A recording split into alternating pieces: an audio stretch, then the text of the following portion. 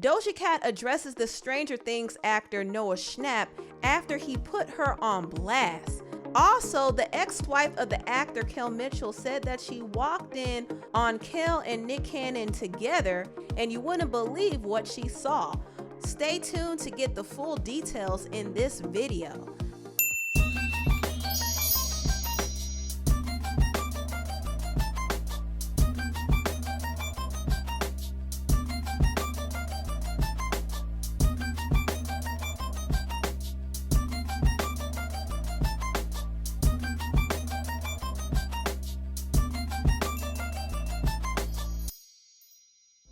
Hello everybody, welcome to the Empressive channel. Doja Cat found herself in a very cringy situation when she was put on blast by the Stranger Things actor Noah Schnapp. Noah exposed DMs of Doja trying to get in contact with one of the actors on the show named Joseph Quinn. Now, Doja has expressed that she has a huge crush on Joseph, but no one knew she was actually trying to hit him up behind the scenes. So in the DMs, she sent this to Noah. Noah, can you tell Joseph to hit me up? Wait, no, does he have a girlfriend? He responded by laughing and said slide into his DMs. She said, I don't know his IG or Twitter. He doesn't have a DM to slide in. And Noah showed her his official page and said, right here, ma'am. So Noah could have kept this whole conversation private, but I guess he found it amusing that Doja was thirsting after his co-star. So he decided to put their convo on blast, thinking it would be funny. I mean, he is a young guy. He's like a teenager. So I don't think he understood that this would actually be embarrassing for Doja, especially since Doja allegedly has a boyfriend. She hasn't really publicized her relationship, but most of her fans know that she has been dating this French man on the low for a few months. She's been spotted with him a few times, but she hasn't really claimed him like that. In fact, she doesn't even want people to know that he's living with her.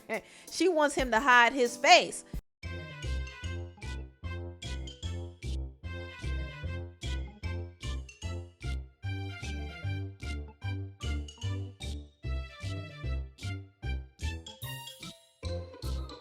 So Doja has a man, but she's feeling Joseph Quinn, and I think she was trying to link up with him on the low without her man knowing what she was doing, but it came out and she had to address it, and she clearly was a little embarrassed and a little annoyed that Noah put her on blast.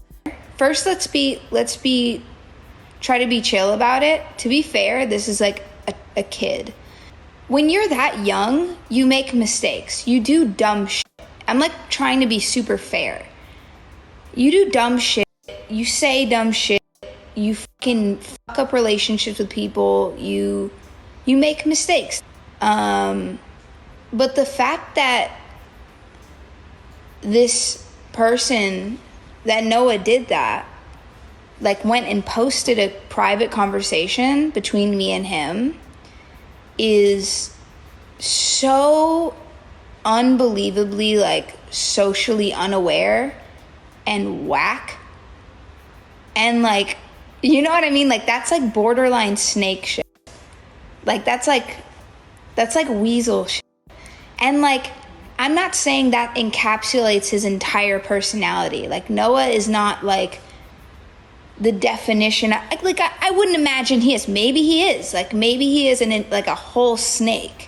That's what, I didn't see him that way. I made an assumption that he was going to be like chill about it, and he went and like shared information that I didn't feel comfortable with him sharing.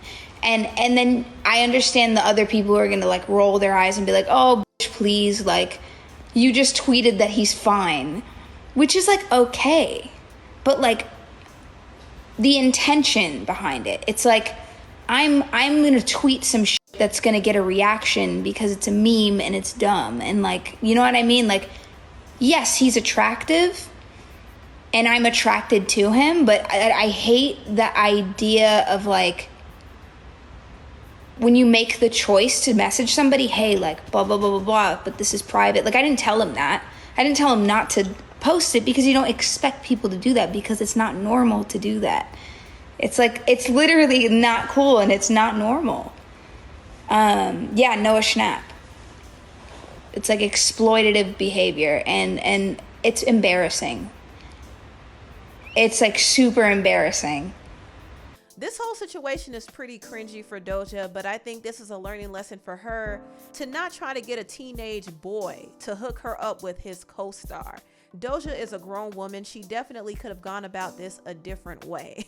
She really could have, but she'll learn not to do that again. And I hope Noah kind of learns a lesson from this as well, because putting people on blast like this can get him in a lot of trouble. So he has to be careful next time. He might be young, but he is old enough to know better than that. Now, last but certainly not least, I want to get into this whole topic about Kel Mitchell, his ex-wife, and Nick Cannon.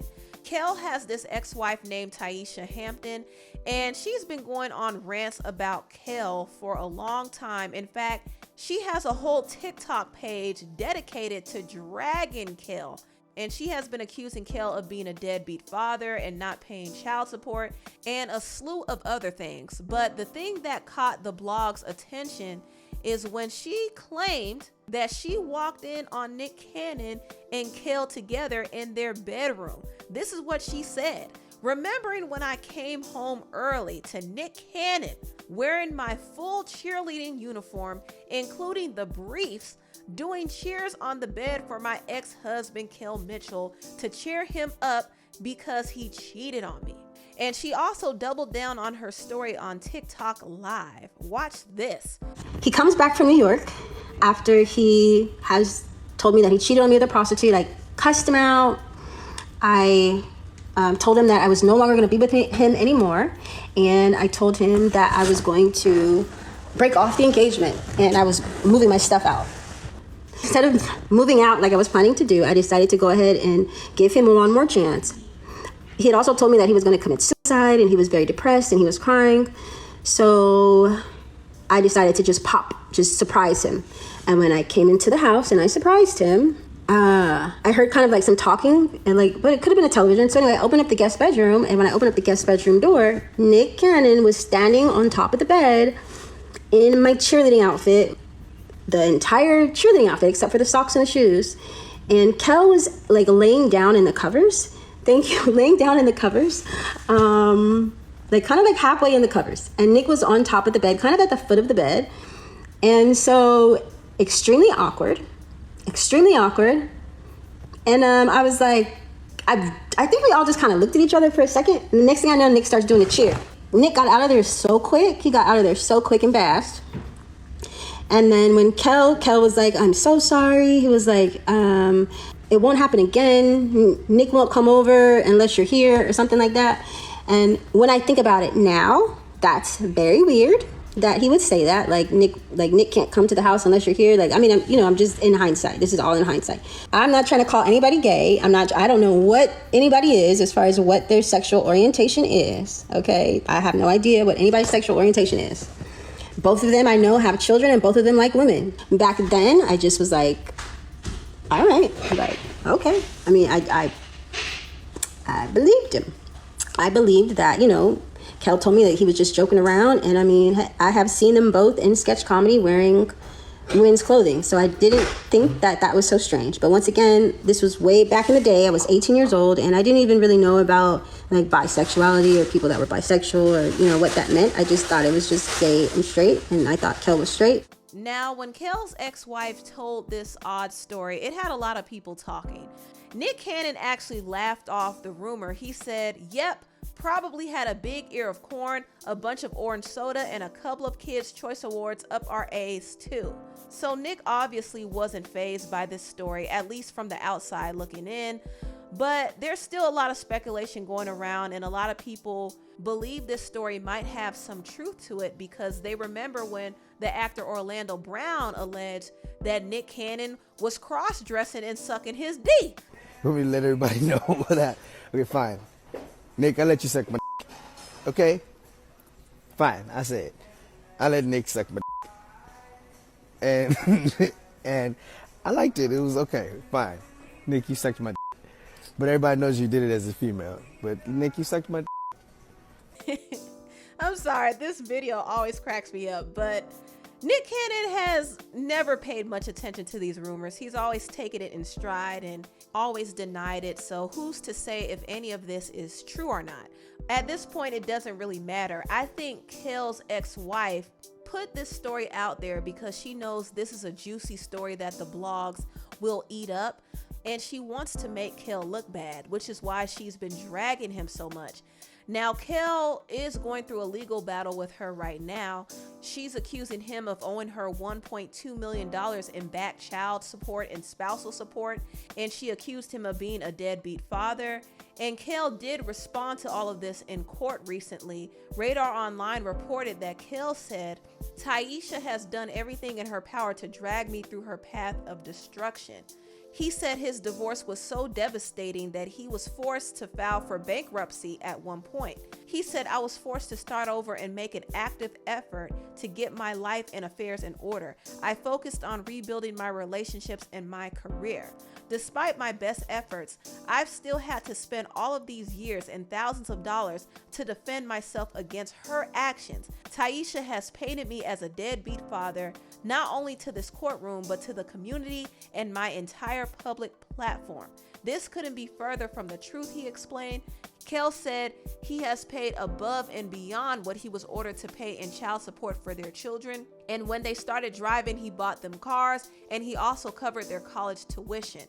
Kel and Taisha are still fighting over a home in Pasadena. She was awarded the home in the divorce, and he wants the original judgment to reflect she received $425,000 from the home. A judge has yet to rule. So this whole situation between Kel and Taisha is pretty messy, and I'm not going to act like Kel is blameless in this situation, but I do kind of feel bad for him. I don't know if he was the best father to the children he had with Taisha, but he definitely was in their life at some point. So Taisha's whole claim that he hasn't seen them in 10 years is a lie. He has seen them and posted a video about it. He follows them, and overall he seems like he's in a good place in his life. He's doing his thing in his career. He's happily married, and he has to deal with his ex-wife spearheading a whole smear campaign against him. I can imagine that is very frustrating for him, but hopefully whatever they got going on is worked out. And I do hope his ex-wife Taisha moves on and lets that hurt go. I think she's been holding on to this grudge for so long. And mind you, she divorced him in 2005, which was almost 20 years ago. And she's still dragging him on social media to this day. It just kind of makes her look obsessive and unhealed. And it makes me question some of her motives as well, because I wonder if she's really telling the truth or if she's just putting all of this out there to get attention and to make Kel look bad. Who knows? But clearly their issue is about money. She wants money from Kel, and I don't think Kel has it like that, so she'll continue to drag him, and Kel's gonna have to figure out how to handle this in court. But this whole situation is pretty messy. Anyway, tell me what you all think about this video down below. Please like, comment, and subscribe, and share this video if you care. Thank you so much for watching, and I'll see you next time. Bye.